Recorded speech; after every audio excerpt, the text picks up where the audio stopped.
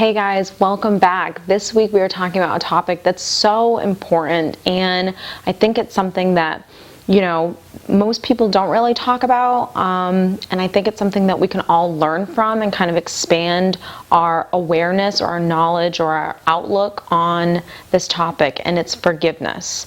How do we forgive someone that has betrayed us? How do we forgive someone that's done us wrong or that's hurt us in any way?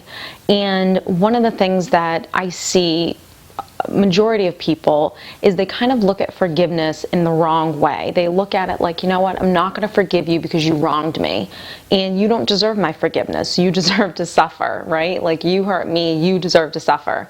And the reality is that forgiveness has nothing to do with the other person. It really doesn't. Because even if you walked up to the person that hurt you or betrayed you and you said, you know what, I'm okay, I forgive you, the reality is that hopefully that they, while that forgiveness might sound good to them, I don't think a lot of people that have done someone wrong really wants to hear that in terms of healing themselves from the experience. So what I mean by that is, if you forgive someone and they're sitting there and say, okay, thank you for your forgiveness, they still live with the shame and the guilt of what they did to you, of the wrong that they did to you. So they don't necessarily need your forgiveness in order for them to feel okay. And most people that have wronged you don't care if you forgive them. They've moved on with their lives, and you're sitting there still with that anger and bitterness and resentment that you have for them doing you wrong. So I'm going to give you 4 things to kind of think about in terms of forgiveness and how we can start getting to that place. So step number 1 is understand that what someone did to you has nothing to do with you. It has to do with them.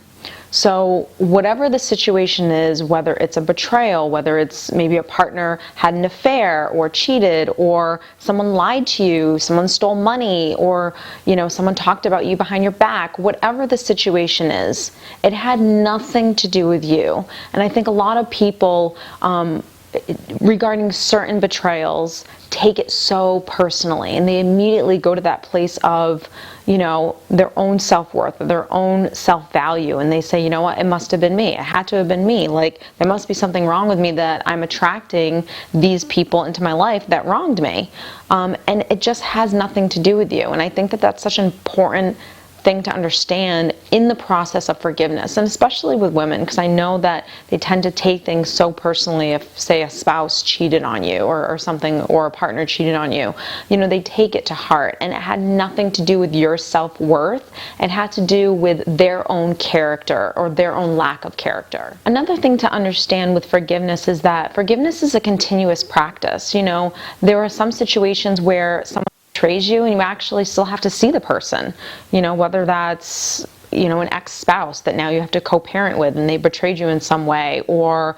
maybe a family member that you still see at Christmas or family functions or things like that. So there are situations where when someone betrays you, you still have to see them from time to time. And how do we deal with that? And forgiveness, like I said, can be a continuous process where you're constantly saying, okay, I forgive you, I re-forgive you, okay, and it's not something that you can just say, okay, I forgive you, and like all is well. We have to really, in our minds, keep that cycle of, okay, I forgive you, okay, I forgive you, because the wounds that person put on us are still in us, and until we really heal them, we have to continue that process of forgiveness.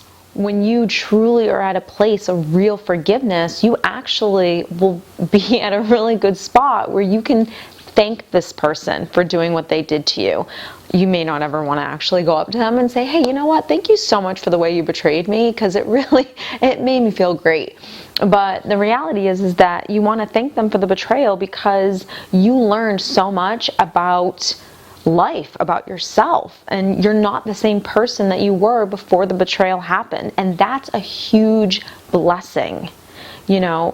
We sometimes we have these whispers that happen in life. Our intuition's talking to us like, hey, don't go near that person's bad for us, or something kind of feels off with this person or this situation, and we don't listen to it. And it's not until someone has to really hit us hard and hurt us really badly for us to kind of wake up and say, you know what, something's wrong here. Like, this was not okay. And at that point of awakening is sometimes when we learn our greatest lessons.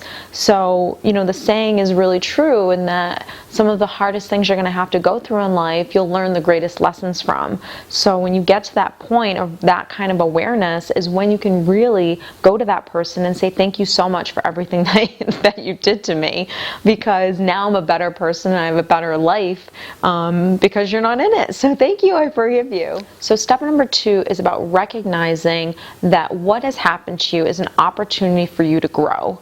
Now, I know a lot of people just are stuck in this ego place of, you wronged me, I resent you, I don't like you, and just this anger and negativity towards this person. Instead of saying, you know what is it about me?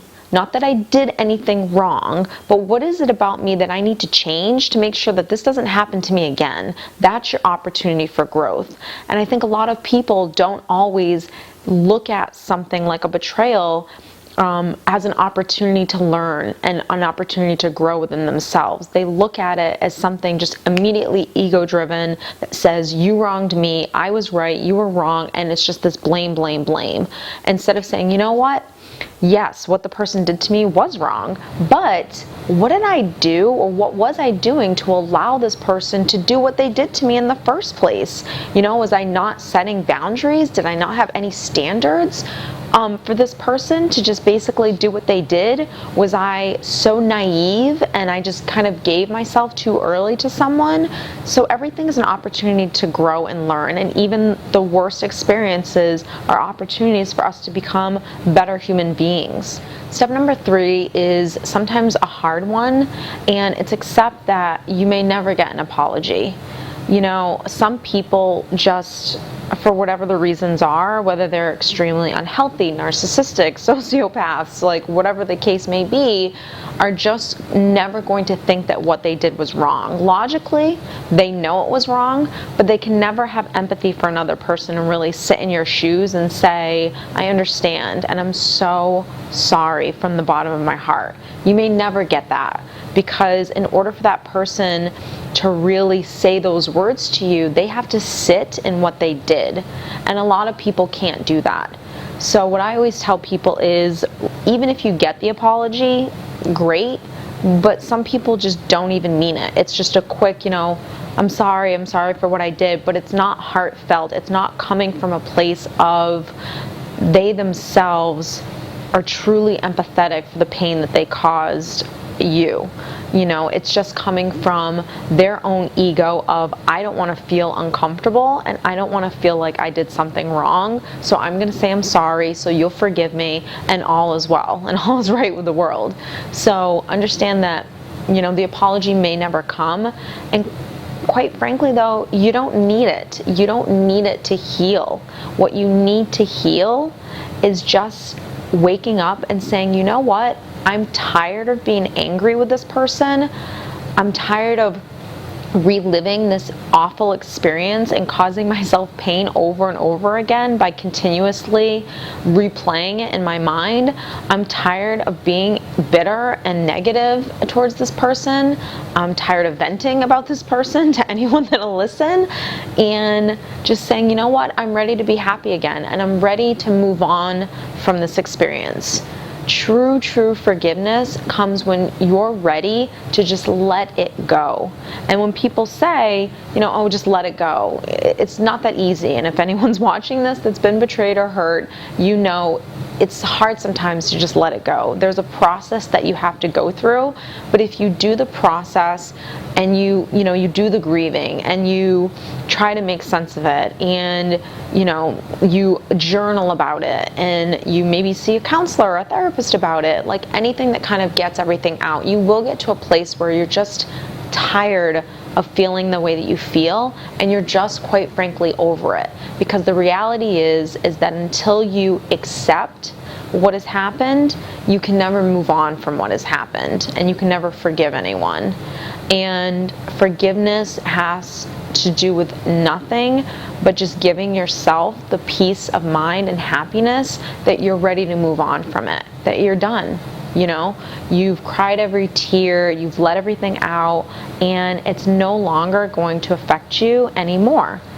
And that's true forgiveness. And I think if we could just kind of change the way we view it and say, you know what, I'm forgiving you for no one but myself. I'm forgiving you because I don't want to wake up every day and feel any kind of anger or negativity towards you or anyone, because quite frankly, I don't want you in my life ever again, but I also don't need the anger and the resentment in my own life. And because you're no longer in my life, I don't need to be angry or upset with you any longer, because we both won.